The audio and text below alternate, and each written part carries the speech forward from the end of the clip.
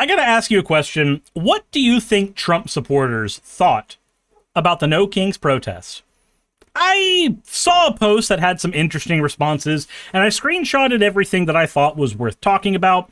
So let's go ahead and take a look at what we're dealing with here. But before we get into that, gotta ask you a question real quick.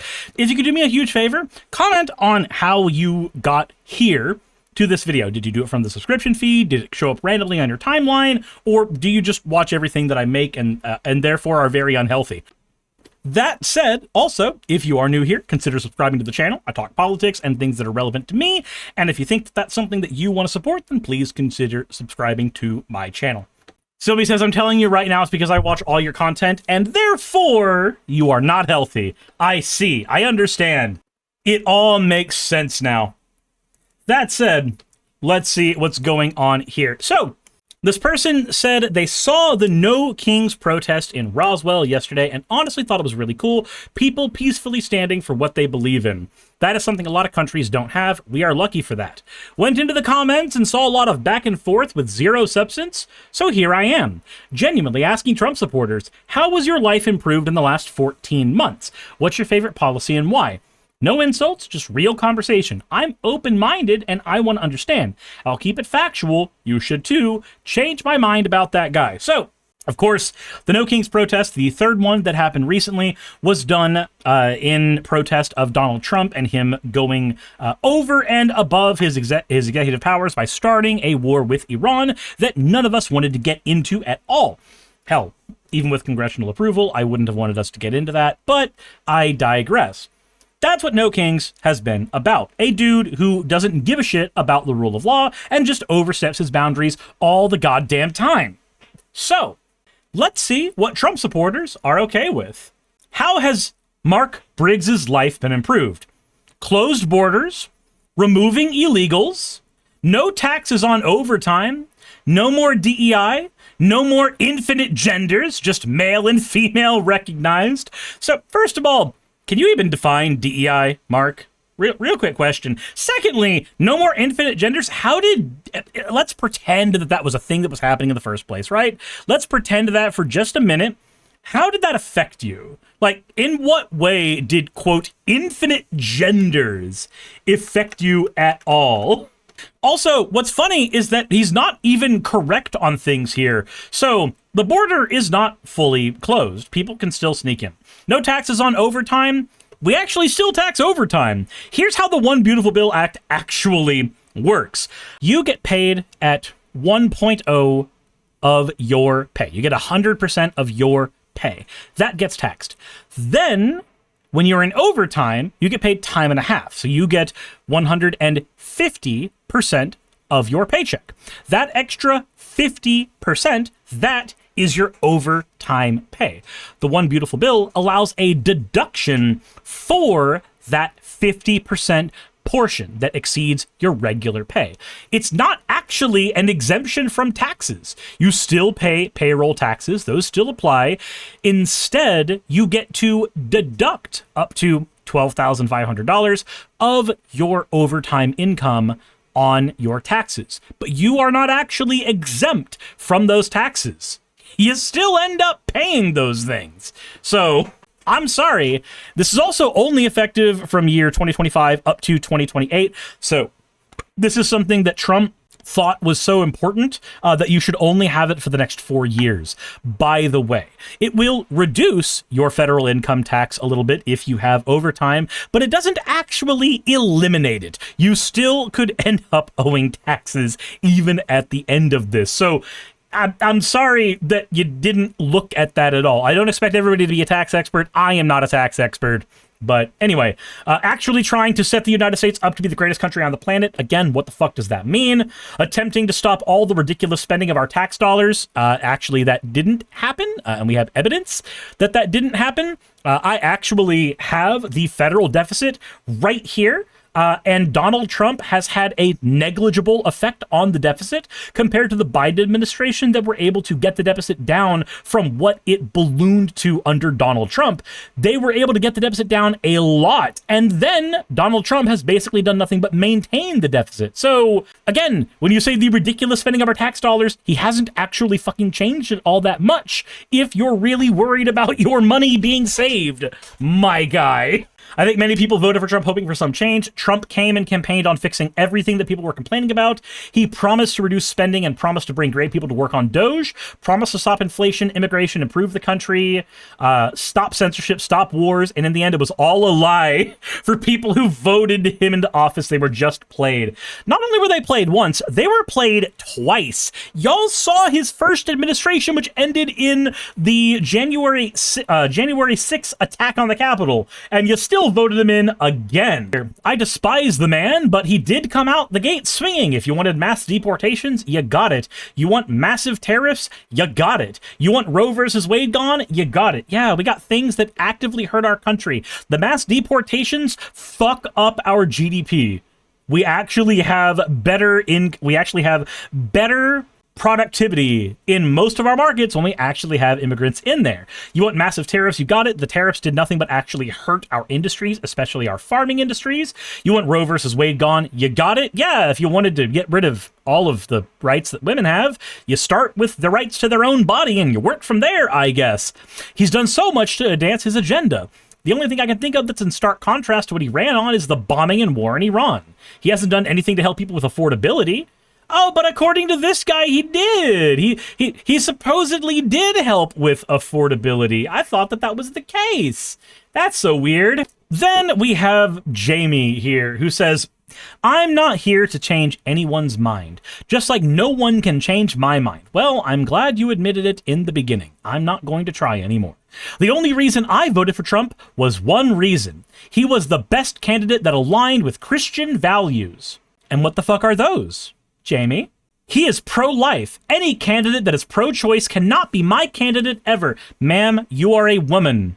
You should have a right to your own body. You actively are voting against the right to your own body.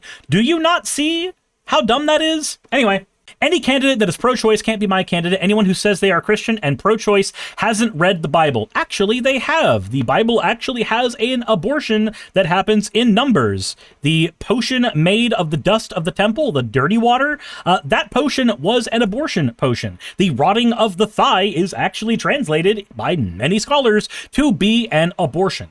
The rule was that if a woman had committed adultery against her husband, then the potion would cause an abortion. But if she hadn't committed adultery against her husband, then the potion would not cause her to abort the kid, because nobody in the Bible knew about fucking protection, I guess. So, yeah, I'm sorry that the pedophile in chief is your pro-Christian value dude. He's so pro-life, he was aligned with people that actually, hold on, no. We actually have a bit from the Epstein files where he was actively involved in the killing of a fucking 13-year-old's fetus that was in her. So I'm sorry, but no, he's not that guy. He just isn't. For me to change your mind about Trump means you have to completely dissolve your current views of him, views of not just him, but everybody. We're so concerned about illegal aliens, yet I don't consider myself a citizen of the world, but a citizen of heaven. All right, ma'am, I can't take you seriously anymore. I'm sorry, but you are, in fact, a citizen of this world. Until you die and go to wherever the hell you're going to, you are a citizen here, and I expect you to operate as if you are. It's not my place to judge, but you did. You judged everybody who was pro you having a right to your own body. Anyway, it's my place to tell you that if your only concern in life is to get Trump out of office, then live your best life now, because your next life will be long and lonely. What? How is somebody's life going to be long and lonely because they don't like your political candidate? How does that make any sense at all, person whose name I forgot? Jamie! That's what it was. At this point in my life, I don't care if you laugh at my post or tell me I'm wrong. I grew up in the 80s in a very racist state and was made fun of for being different and ugly. Now at 52 years old, there's nothing a liberal can say that will hurt my feelings. Jamie, I promise you, the last thing I care about at all when reading this is whether or not I hurt your feelings. All I hope everyone who doesn't believe me knows you have been warned. You cannot be pro-choice and go to heaven. Where does it say that in the Bible, Jamie? Point me to the chapter and verse where it says that. Please. Please. I beg you to show me, because I don't think you're going to be able to. That said, we have another post here that says the real king is Jesus, so I think people unwillingly are protesting against him when they partake in these protests. Ah, I see. We have another person who doesn't think for themselves and actively just regurgitated the shit that their pastor told them, because I've seen that point made by various pastors, and it is hilariously stupid when they make it, and it's even dumber when their flock makes it. Then we have this one from Rose. Well, first of all, I'm still here. You're still here? That's a reason to vote for Trump? That's weird. I wasn't one of the many unfortunate people that lost their lives in horrendous ways due to illegal immigrants that have criminal intent. Ma'am, you're aware that when it comes to the per capita number of people who commit violent crimes against American citizens rank way higher than illegal immigrants there. That's per capita, by the way. That's taking into account the fact that there are more American citizens here than illegal immigrants. Trump is taking care of threats that not one of us here can even actually fathom. Yeah, we can't fathom them because they don't fucking exist. We aren't privy to the exact knowledge of threats that I believe would be imminent, like Iran, which, if they were able to control the world, like destroy through that kind of weaponry. Right. Iran, the country that nuclear experts said that they actually didn't have any of the capabilities that Trump is trying to argue for. Everything else is a moot point if we no longer exist due to an insane regime that's main goal is to say death to America and death to Israel. I love how the death to Israel part gets tied into there. Like, I understand wanting to keep Israel around as a state because it is its own country. It's been its own country for long enough that there have been generations that have been born and raised exclusively there. That is their homeland now. However, I also understand people who think that it's an illegitimate state that has 100% fucked the people who live there, because that's what the Palestinians have been having to deal with, where Israel is actively involved in genociding them. But, you know, let's just ignore that, I guess. So that fact that he has diverted his attention away from making progress in areas of need to not just make America and Israel, but the whole world safer. Yeah, he got us in another war to make us all safer. That's what happened. Yep, I believe that. I believe that 100%. That's certainly what's happening there. You're right. Oh, by the way, here's the 3.5% rule thing that I talked about in a different video. The finding of Erica Chenoweth that nonviolent, sustained, and active participation from 3.5% of the population has historically been sufficient to force political change and overthrow dictatorships. Again, there's a lot of pushback on that specifically, so okay. But there's one that I found really interesting here from Chris Marsh saying, please stop pushing your personal agenda on all of us. The person who said, please change my mind about Donald Trump, your response is, please stop pushing your personal agenda. You have to be a bot. You can't be a real person. Nobody is that stupid. Nobody is that brain dead, Chris. Nobody can be. Brian Dover saying, when is the last time America had a king? Again, you missed the point. The king is a hyperbolic statement based on the fact that he is circumventing laws to do shit that he wants to do, irrespective of whether he's technically allowed to do that shit, like starting a war without congressional approval, like ignoring the power of the purse that Congress is supposed to have, like ignoring not one but several orders from the Supreme Court that are supposed to be the checks and balance against him so that he's not a king. Ignoring all of that is laughably funny, but here we are. Paige Walter says, do not underestimate the stupidity of folks. Todd Boss says, you have millions of pages you didn't have before. Don't like the way it's being done. Then perhaps you should have protested during the Biden administration.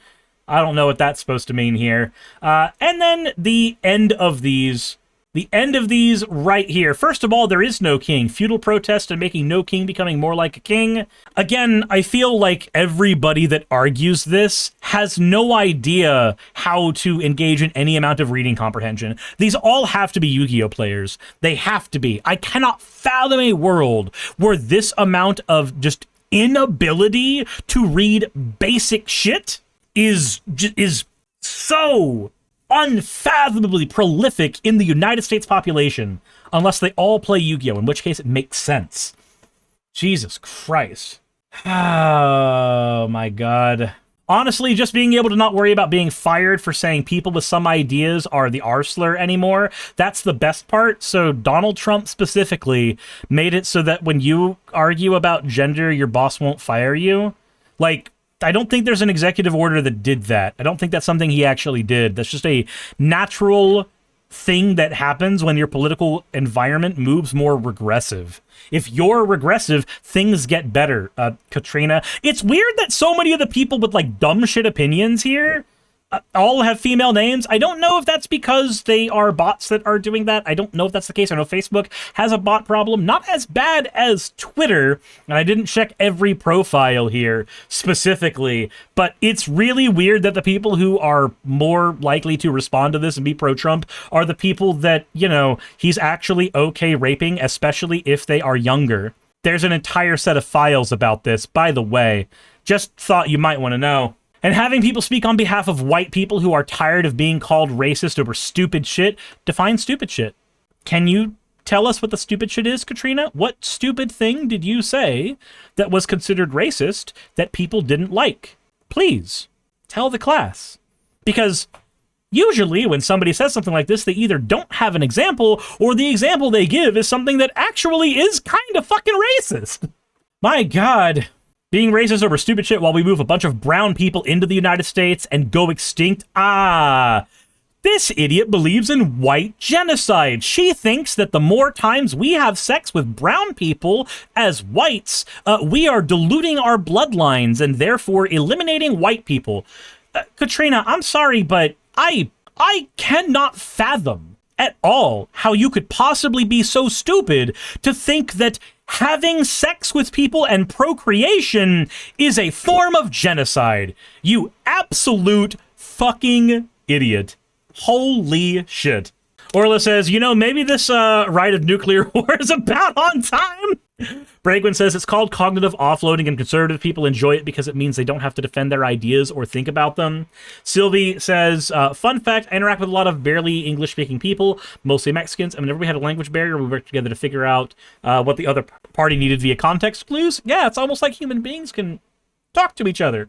So after this, the comments for the post actually got turned off, but I found it just incredibly interesting how a post like this that actively says, hey, I'm not going to insult you, I'm open-minded, keep it factual, change my mind about this guy, had so many people that didn't understand the assignment, or they're just like, yeah, no, the reason I like Donald Trump is I'm a hateful piece of shit. And it is astounding to me that comments had to be turned off after only 4 hours, because that means there's a lot of shit in here that I didn't even get to see that probably got deleted before I found the post. At least that is my guess. I think this is sad, though.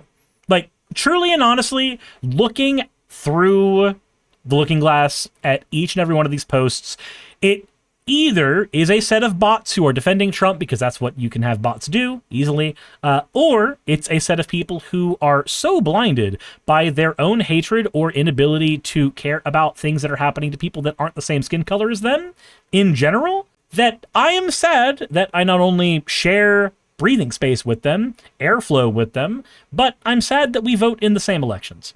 Because these are the reasons why Marjorie Taylor Greene got elected in my local area. It happens because of this. Paige says, this is so sad. Can we get 5 gifted subs? $5. You don't have $5? This is free content. We'll do the whole thing. We'll do the whole fucking $5 quote. It's an oldie, but a goodie, unironically. $5 a month. You're telling me you don't have $5 a month? Fucking hell. Anyway, let me know what y'all thought in the comment section below. I stumbled across that page, and I just honestly wanted to give my thoughts on what I saw there, because it was kind of laughable. Not even gonna lie. I feel like I might have been a little too mean in this video, and I don't want to continue to grow a community that think that that is the way that I want to be all the time. But my God, after taking a week and a half off of content creation, that was far more cathartic than it had any right to be. That said, Sylvie, thank you for the 5 gifted subs. Holy fucking shit, that is incredibly generous. That said, subscribe if you haven't already. Let me know what kind of content you want to see in the future. Maybe check out my Magic the Gathering channel and my secondary channel if you want some other kinds of content that I do. And all that said, let's go ahead and get right into the next video, shall we? Either autoplay is going to take care of it or you're going to click it. One of the two. Hey, you made it to the end. I want to give an extra thanks to the patrons who allow me to do this full time. I want to thank Aaron Rail, Astral, Britzkrieg, Jemshin, Poundini, Red Joker, Victoria, Jonas, Craig, Tarika, Fireshard, Smiling GM, John, Dren Hadamada, Creeper, Sagitt, you know I'm not saying that last part, Sylvie Snow, Valis of Seraph, Ottoman Angel, Rooster Rachel, and Fire Panda, who are all my $20 and up patrons.